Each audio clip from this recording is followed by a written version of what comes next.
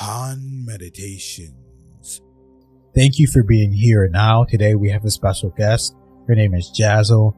She's an animation artist. She also does poetry. She also does actual paintings. And she's a very cool individual, very spiritual. She's part of the younger generation, guys. And she knows a lot of information. And a lot of these younger kids are truly a part of that. We call them indigo kids, indigo children. You guys probably call them like Star Child or something. Yeah, we use the term starseed a lot. I Okay. personally don't, but Oh, okay. yeah. She's definitely a star seed. I mean, she's very enlightened. She has a lot of cool content that she's making now to try and get the word out, to try and get the message out. And eventually, we're definitely going to use her animations on here at one point or another. But she's working behind the scenes a lot, guys. So she's involved with Han meditation in a lot of aspects. So. Mm-hmm. So yeah, today we're just kind of welcome. talking about how we get messages. So I want to hear from you guys how you get messages. For me, I'll go first. It's just kind of like, for me, it's mostly in meditation. And I say to myself, I know what I need to know when I need to know it. I do what I need to do when I need to do it.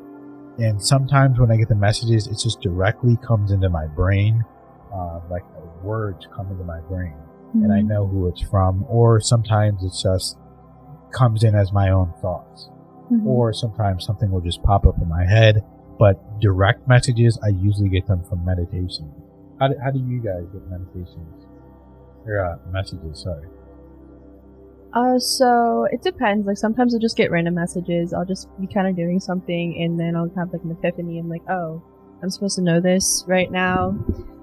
Thanks. Or I'll go outside and I'll sit in nature. Sometimes I'll even like go to a tree and ask for advice and just like put my hand next to it and just ask to know anything. Or before bed, sometimes even I will do some kind of ritual, maybe with herbs, burn mugwort, and ask for a message in my sleep.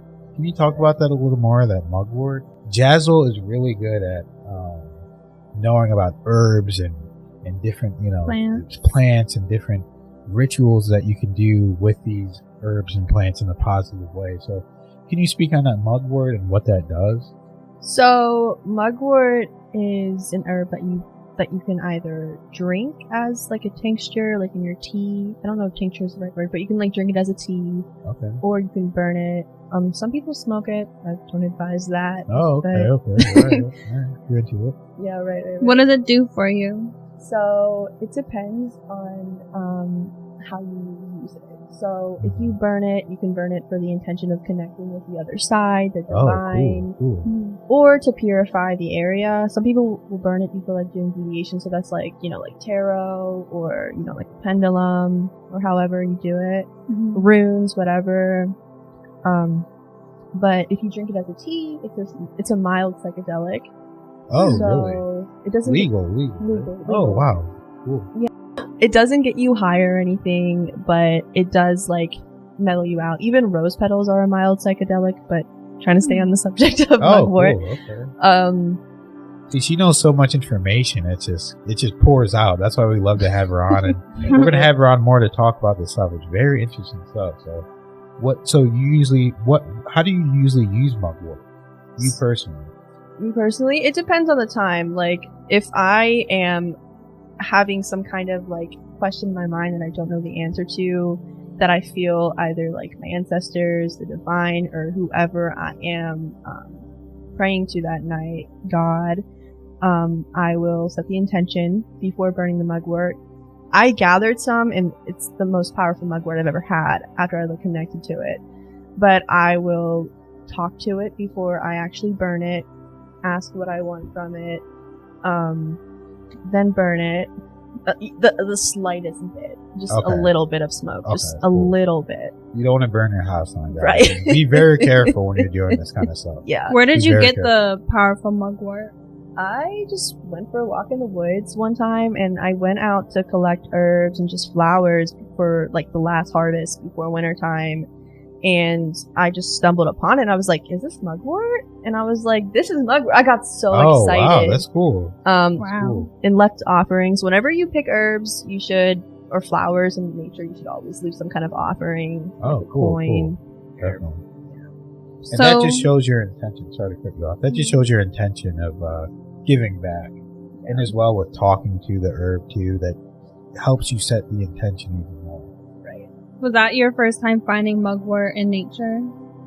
That I like knew of. Like I'm sure I've Mhm. seen it before, Right. and I've had feelings like this might be mugwort, but this time it was like my first time knowing and like taking a little picture using like a plant app. And yes, yeah, Nice. Yeah, guys, use those apps that Jazzle just said because you don't want to get a plant that's number one might be illegal, Or but you know poisonous. it's plants are plants, so we're Right. not we don't really believe in that anyway. But you don't want to get one that's poisonous or something that's gonna give you a rash or something.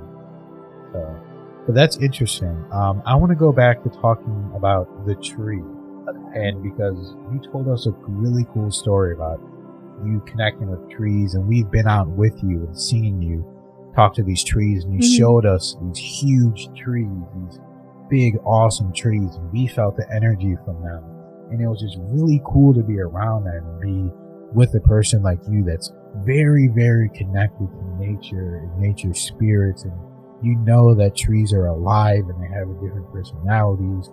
Can you just go into that and about the message and what happened, and also what mind state you were in when you went to meet with that tree? Was that during your fast, or just kind of get into that? It wasn't it was right before my fast, but I just went for a walk because I just felt the need, like I need to go outside. It wasn't like too cold outside because it's wintertime in Ohio. It's cold. It was Yep. Yeah, very cold. Yeah. Yeah. Mhm. Very cold. yeah. But that shows your dedication too. So the trees, they appreciate that. you know? Oh yeah. I always think when we're going on walks, we go on the same walk every day, and there's like nobody there because it's so cold. But in the summertime, it's packed. Yeah. And I'm just like, keep that same energy for whenever it's cold out. But right. But I went for the walk and I just I sat there. I was like, I just want to sit. There was this rock next to a tree and I'm just like, I'm just gonna sit here. And I don't even think I was trying to talk to the tree at the moment, but the tree just started to talk to me and was like, I don't know what I was thinking. I might have been thinking about pollution in the moment, or I don't know, but I was just sitting there and the tree was like, I'm trying to no, it's get okay. It's okay. It's okay. The tree was like, basically the tree told me that, because I'm always worried about Earth and how to save Earth. I'm constantly thinking about pollution in the stores and the bags and just how there's just so much wrong with our society when it comes to how we package things, and I'm always thinking about it. So the tree was like, hey, so for the world to change, you kind of have to change yourself first. And we are one with the Earth, and you are Earth, and the Earth is you. If you want to see just a change, you kind of have to do it first, because if you're not thinking about, okay, I think No, this Say is powerful stuff. And while she's talking about just pollution and all that, a lot of people pretend like they're about it. No, Jazzle is actually about it. Like every time we're going on a walk, she sees trash, she goes out of her way to pick it up and place it somewhere that's Right. eco-friendly. So she's actually about it. She's one of the people that you see at the park cleaning it up for free. I mean, just a great citizen. But go ahead with the message. Thank you. But where was I at? Oh yeah.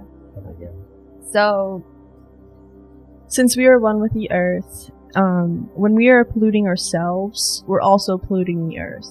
Instead of being so worried about the Earth, we kind of have to look at what are we taking in. If we're constantly eating pollution and not taking care of our insides, meditation is a good way to take care of your insides. Yeah. If you're not eating the right foods, and if you are one with the Earth, then polluting yourself is polluting the earth, and you kind of just have to start taking better care of ourselves by eating the right things, taking care of our bodies, taking care of our minds, taking care of our spirits, and, you know, quantum entanglement. If we take care of ourselves, it's going to trigger something with, like, around us. Exactly. Yep. That's a very beautiful message. And when Jaza was telling me that, I was just saying the same thing, because, like she said, you have to change yourself first, because you are not within the earth is within you. So everything is within you and your mind. So you have to change yourself first. And once you start eating better, you start feeling better. Once you start feeling better, you start doing better and putting out more positivity into the world, into the earth. So the earth is going to change in a positive way just by default. If you start eating better, you start feeling better, you start taking care of yourself, because if you're not taking care of yourself, then why would you care about anything else? Why would you care about taking care of the earth? You're not even taking care of your own body. So you have to take care of yourself. Yeah, that's so true. And like, I've actually received stuff before about earth messages that, you know, basically all of our worries and inner worries and things like that, we release them to the earth. Well, that's how we're meant to, whether we know it or not. So keeping yourself in a good state is really, really important, because that helps the earth as well. Just us being where we need to be. And also in the literal physical sense, all of our bodies are not leaving. Well, maybe they say some people are going to go to Mars soon. Mine will. The aliens they'll come pick me up, but, you know, right. The normal person. You know. But think about literally probably billions upon billions of bodies that go into the earth. Trillions. So if your body, when you pass, is filled with that pollution and all that junk that you've been eating and everything, that's going to break down and go into the earth. So just in a literal physical sense, that makes sense too. Right. Yeah, and I remember when you got that message in my higher mind, I got messages about it and even elaborate on it, where it was telling me to go and take my, you know, both of us remember taking our shoes off, standing on trees, and I stood and I put my hand on this tree, and I got a vision of this tree. The tree was kind of hanging off on a cliff, but it's a sturdy big tree, but its roots are so ingrained into the cliff. And when I touched the tree and closed my eyes, I saw another reality of the tree growing up on the side of the cliff, and I saw myself as well, almost in another reality, in a metaphorical way, how strong you can be if you just get your roots in positivity and just get them in the earth and protect the earth. Then you can be immovable in a sense, because this tree was off the cliff, but it was immovable, and I saw the tree as a young sapling growing older and older into this big strong tree, and it was just a powerful experience. And like you said, with releasing your negativity into the earth, people should be doing that, especially when they're going on walks. Release that negativity into the earth, because the earth is powerful enough to transmute that negativity and turn it into positivity, because the earth is an immortal being. The earth is immortal. The earth has withstood, you know, millions upon millions of years. When dinosaurs walked this earth, the earth was here strong, and it's still strong today. During all these cataclysmic events, the earth has remained. It is immortal. So treat yourself with the utmost respect, the utmost positivity. Respect your mind, respect your body, respect what you're putting in your mind, respect what you're putting in your body. And when you pass and leave a positive way for the earth to transform. Leave positivity. That's a beautiful message, Azul. We're so happy to have you on. We're going to have you on to talk about more things. Yes. And you're such a beautiful spirit and a person as well. So thank you guys for joining us here and now. More content to come soon. Thank you for watching. Thank you.